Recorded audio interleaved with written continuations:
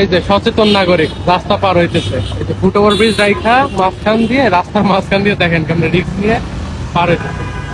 ভাই ওটা ইউজ করা যাইতো না? ফুটওভার ব্রিজ ইউজ করা যাইতো না? কোন ফুটওভার? এই যে এটা কি দেখেন না, এটা ইউজ করা যাইতো না? না, আমার ইচ্ছা হয়েছে আমি এদিক দিয়ে আসছি। কেন আপনার ইচ্ছা হলে আপনি নিচ দিয়ে আসবেন কেন? এখানে জেব্রা ক্রসিং আছে, দেখেন আপনি। জেব্রা আপনি ক্রসিং দেখেন, আপনি যে নিচ দিয়ে আসলেন, হেঁটে আসলেন, হ্যাঁ। এটা কি উচিত?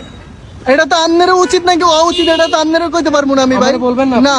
তো এই যে সরকার এত টাকা দিয়ে ফুটওভার ব্রিজ বানাইছে, হ্যাঁ। ইউজ করবেন না আপনি? আর আবার ওখানে মেমোরিয়াল টাইগার কি হইছে? তো সেজন্য আপনি রাস্তার মাঝখান দিয়ে আসবেন? হ্যাঁ অবশ্যই, আমি আসছি আমার চার্টের খুশি, আমনে বলার কে? কারণ আপনার যদি একটা গাড়ি মারা দিয়ে চলে যায়, গাড়ি মারলে আমার জীবনের উপরে দিয়ে যাবে, আমনে কে বলা? আপনার জীবনের উপর দিয়ে যায়। হ্যাঁ, আমনে কে বলা?